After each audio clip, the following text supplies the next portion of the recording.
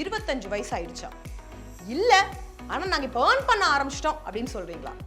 எல்லாருக்குமே ஒரு கனவு இருக்குங்க.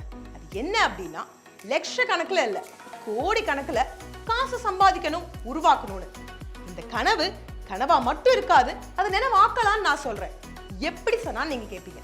அதோட ஆன்சரை இந்த வீடியோல நம்ம பார்க்கலாம்.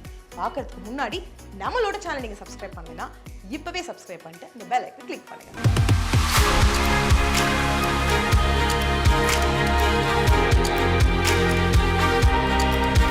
வணக்கம் and welcome back to freedom Tamil channel.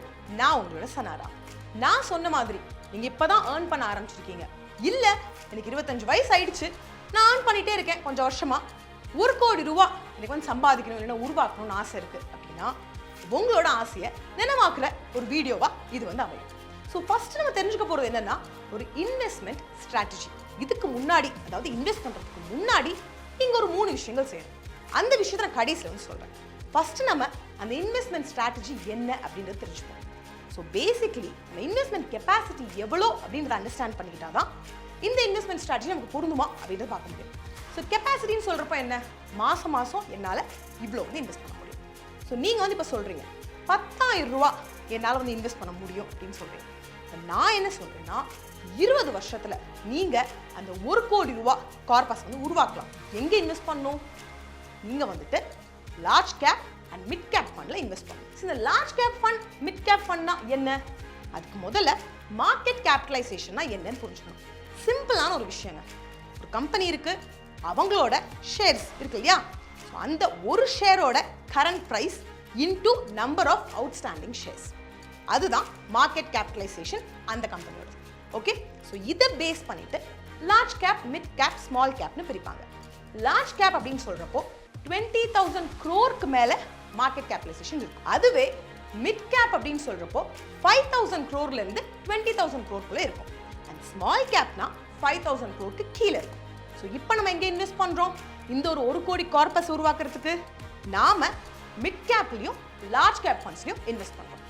நீங்க இப்போ சொல்றீங்க என்கிட்ட 10,000 இல்ல சொன்னா 20,000 நான் இன்வெஸ்ட் பண்ணிக்கிறேன் அப்படின்னா உங்களால அந்த 1 கோடி இருக்கு இல்லையா, அந்த கார்பஸை 15 வருஷம் அதுலயே வந்து உருவாக்க முடியும். ஆனா இங்க ஒரு விஷயத்தை ஞாபகம் வச்சுக்கணும். நீங்க இப்பதான் வேலைக்கு ஜாயின் பண்ணிருக்கீங்க, கரெக்டா? பிளஸ் 25 ஏஜ்ல இருந்தாலும் சரி, நமக்கு ஒரு 15 to 20 இயர்ஸ் வரைக்கும் ஈஸியா வந்து நம்ம சேலரி இன்க்ரீஸ் ஆயிட்டே இருக்கும். ஸோ இங்க நம்ம அப்ளை பண்ண போற அந்த இன்வெஸ்ட்மெண்ட் ஸ்ட்ராட்டஜி என்னன்னா, நாம இன்க்ரிமெண்டல் எஸ்ஐபி அப்படின்ற விஷயத்தை வந்து இங்க யூஸ் பண்ண போறோம். இன்க்ரிமெண்டல் எஸ்ஐபினா என்ன? எஸ்ஐபினா என்ன?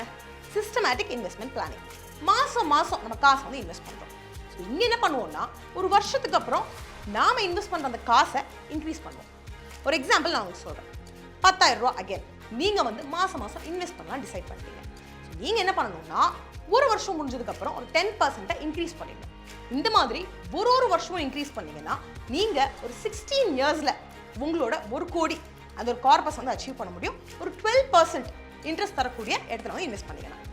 ஒருவேளை நீங்க வந்துட்டு 10,000 இல்ல நான் 20,000 இன்வெஸ்ட் பண்ணிக்கிறேன் அப்படின்னு சொன்னீங்கன்னா நீங்க ஒரு 12 வருஷத்துலயே அந்த 1 கோடி அப்படின்னு கார்பஸ் உருவாக்கலாம். சேம் வந்து 12% அப்படின்றது ஞாபகம் வச்சுக்கோங்க. ஸோ இப்போ நான் உங்களுக்கு ஒரு டேபிள் காமிக்கிறேன், கொஞ்சம் கிளியரா வந்து உங்களுக்கு புரியும். ஸோ இங்க பார்த்தோம் அப்படின்னா நம்ம 12% எடுத்துருக்கோம். அண்ட் எஸ்ஐபி அமௌண்ட் பார்த்தோம்னா 10% வந்துட்டு ஆனுவலி இன்க்ரீஸ் பண்றோம். ஒரு வருஷம் முடிஞ்ச உடனே இன்க்ரீஸ் பண்றோம். ஸோ இந்த சைடில் 10,000, 20,000, 25,000, 30,000 நம்ம வந்துட்டு இன்வெஸ்ட் பண்ணிட்டு இருக்கோம். ஸோ 10 lakhs கார்பஸ் உருவாக்கணும்னா நாம 10,000 மந்த்லி இன்வெஸ்ட் பண்ணோம்னா 5 வருஷம் 1 மாசத்துல ஆகும். நம்ம 1 கோடி பத்தி பேசிட்டு இருக்கோம் இல்லையா? இங்க பாருங்க, 15 வருஷம் 10 மாசம், கிட்டத்தட்ட 16 வருஷத்துல அந்த 1 கோடி கிரியேட் ஆயிடும். அதுவே 20,000 நாம வந்து இன்வெஸ்ட் பண்ணோம் மாசம் அப்படின்னா எஸ்ஐபியில், இன்க்ரிமெண்டல் எஸ்ஐபி அப்படின்றத ஞாபகம் வச்சுக்கோங்க, நாம 12 வருஷத்துலயே அந்த ஒரு கார்பஸ் வந்து உருவாக்குவோம். அப்படியே 25,000, 30,000 அப்படின்னு வந்துட்டு போயிட்டே வந்திருக்கும். ஸோ இந்த டேபிளை வந்துட்டு கண்டிப்பா ஞாபகம் வச்சுக்கோங்க. So that you can plan.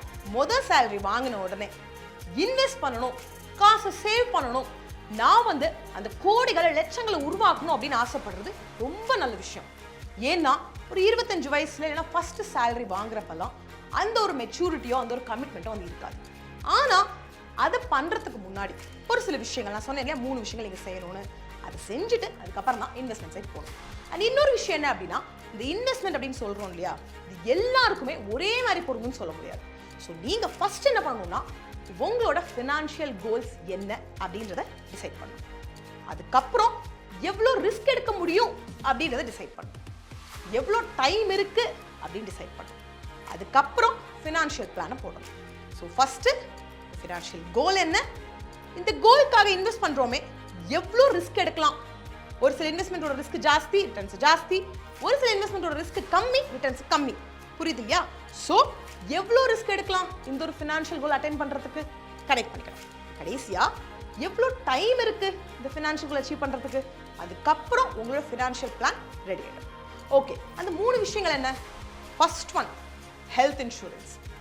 எதுக்காக ஹெல்த் கவரேஜ் அப்படின்னு கேட்டிங்கன்னா, இவ்வளோ கஷ்டப்பட்டு காசை வந்து சேமிச்சு இன்வெஸ்ட் பண்ணி நிறைய இடத்துல வந்துட்டு கஞ்ச பிஸ் நிறையா இருந்து பண்ணுறோம். எதுக்குன்னா அந்த ஒரு பெரிய அமௌண்ட் நம்ம கைக்கு வரும்னு சொல்லிட்டு.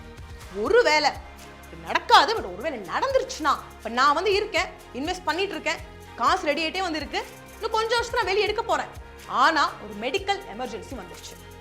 அதனால இந்த இன்வெஸ்ட்மெண்ட்ல நான் போட்ட காசு அங்க போயிடுச்சு. ஸோ என்னோட அந்த ஃபினான்ஷியல் கோல்ஸ் லிங்க் பண்ணி வச்சிருந்தேன் இல்லையா, அது எல்லாமே எடுத்து போச்சு. அதனால நாம ஹெல்த் இன்சூரன்ஸ் எடுத்திருக்கோம். அடிக்வேட் ஹெல்த் கவர் ஃபேமிலிக்கே வந்து இருக்கணும். இருந்துச்சுன்னா ப்ராப்ளம் கிடையாது. மெடிக்கல் எமர்ஜென்சி வந்துச்சுன்னா அது வந்து கை கொடுக்கும். ஃபர்ஸ்ட் விஷயம். ரெண்டாவது விஷயம் என்ன அப்படின்னா, லைஃப் கவர் இருக்கணும். லைஃப் கவர் அப்படின்னு சொல்றப்போ டேர்ம் இன்சூரன்ஸ் அப்படின்னு வந்து சொல்லலாம். ஒருவேளை நீங்க இறந்துட்டீங்கன்னா, இல்லைன்னா உங்களுக்கு ஏதாவது கிரிட்டிக்கல் இல்னஸ் வந்துச்சுன்னா, இந்த ஒரு கவரேஜ் இருந்துச்சுன்னா உங்க ஃபேமிலியை கண்டிப்பா பார்த்துக்கும். அதே மாதிரி உங்களோட இன்வெஸ்ட்மெண்ட்டும் கலையாது, அதுவும் உங்களுக்கு கை கொடுக்கும். இது நீங்க பண்ண வேண்டிய ரெண்டாவது விஷயம். மூணாவது விஷயம் என்ன அப்படின்னா, 6 மாசத்தோட எமர்ஜென்சி ஃபண்ட் கண்டிப்பா பிளேஸ் பண்ணி இருக்கணும். இப்பதான் வேலைக்கு போக ஸ்டார்ட் பண்ணிருக்கீங்க, அதனால பிளான் பண்ணுங்க. ஓகே, எனக்கு மாசம் இவ்வளோ சம்பளம் வருது, அதுல நான் இவ்வளோ செலவு பண்றேன். இப்போ நான் வந்து சேர்க்க ஆரம்பிச்சேன்னா அந்த 6 மாசம் எனக்கு வேலையே இல்லைனாலும் எனக்கு செலவு பண்றதுக்கு காசு இருக்கும். அந்த கார்பஸை நம்ம எமர்ஜென்சி ஃபண்ட்னு சொல்றோம். அண்ட் அதை எமர்ஜென்சிக்கு மட்டும் தான் வந்து யூஸ் பண்ணணும். ஸோ இதையும் சைட்லேயே வந்து சேவ் பண்ண ஆரம்பிச்சிடுங்க. எதுக்காக இந்த 3 விஷயத்தையும் செய்கிறோம் அப்படின்னா, நாம கஷ்டப்பட்டு இன்வெஸ்ட் பண்ற அந்த காசை நம்ம லிங்க் பண்ணி வச்சுக்க அந்த ஃபினான்ஷியல் கோலை நாம எக்காரணத்துக்கும் டிஸ்டர்ப் பண்ணக்கூடாது. டிஸ்டர்ப் ஆகக்கூடாது அப்படின்னா, ஏன்னா லைஃப் இஸ் அன்சர்டன், எப்போ வேணும் என்ன வேணும் நடக்கலாம். நாம அந்த அன்சர்டனிட்டிக்கு ரெடி ஆகணும், அவ்வளோதான். ஸோ இந்த வீடியோவில் சிம்பிளான ஒரு ஸ்ட்ராட்டஜி நான் உங்களுக்கு சொல்லியிருக்கேங்க. அது என்ன அப்படின்னா, இன்க்ரிமெண்டல் எஸ்ஐபி. ஏன் சொன்னா நாங்கள் அதை ஆஃப் பண்ணணும் அப்படின்னு கேட்டிங்கன்னா, நான் மென்ஷன் பண்ண மாதிரி இப்போலேருந்து ஒரு 15-20 இயர்ஸ் வரைக்கும் உங்கள் சேலரி இன்க்ரீஸ் ஆகிட்டே போகும். கரெக்டாக உங்களுக்கு போனஸ் வரலாம், ஹைக் வரும். நீ கம்பெனி விட்டு கம்பெனி மாறுறப்போ கண்டிப்பாக வந்து சேலரி ஜாஸ்தி பண்ணி கொடுப்பாங்க. ஸோ நீங்கள் என்ன பண்ணலாம், உங்களோட அந்த சேலரியில் ஒரு பார்ட்டை எஸ்ஐபிக்கு யூஸ் பண்ணலாம். ஸோ ஒரே அமௌண்ட்டை பல வருஷத்துக்கு போடாமல் சேலரி இன்க்ரீஸ் ஆகுது, இன்வெஸ்ட்மெண்ட் இன்க்ரீஸ் பண்ணுறேன் அப்படின்னு சொல்லிட்டு நம்ம பிளான் பண்ணுறோம். அந்த டேபிள் மறக்காதீங்க, கண்டிப்பாக உங்களுக்கு கை கொடுக்கும். ஸோ இந்த பாயிண்டோட நான் இந்த வீடியோ வந்து முடிக்கிறேன். உங்களுக்கு இந்த வீடியோ பிடிச்சிருந்துச்சுன்னா கண்டிப்பாக தம்ஸ் அப் கொடுங்க.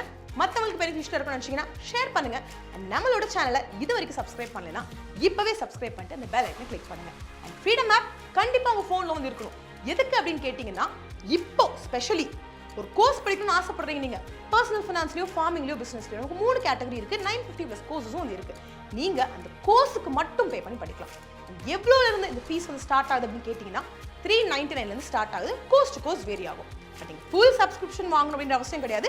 உங்களுக்கு என்ன கோர்ஸ் வேணுமோ அந்த கோர்ஸை மட்டும் நீங்கள் வந்து பார்க்கலாம். அண்ட் கண்டிப்பாக உங்களுக்கு அது ஹெல்ப்ஃபுல்லாக இருக்கும், நாலேஜும் கிடைக்கும், ஆப்பர்ச்சுனிட்டியும் கிடைக்கும்னு சொல்லி நான் இந்த வீடியோ முடிக்கிறேன். அடுத்த வீடியோ பார்க்கலாம். அது நீங்கள் உங்களை நல்லா பார்த்தோங்க. நன்றி, வணக்கம்.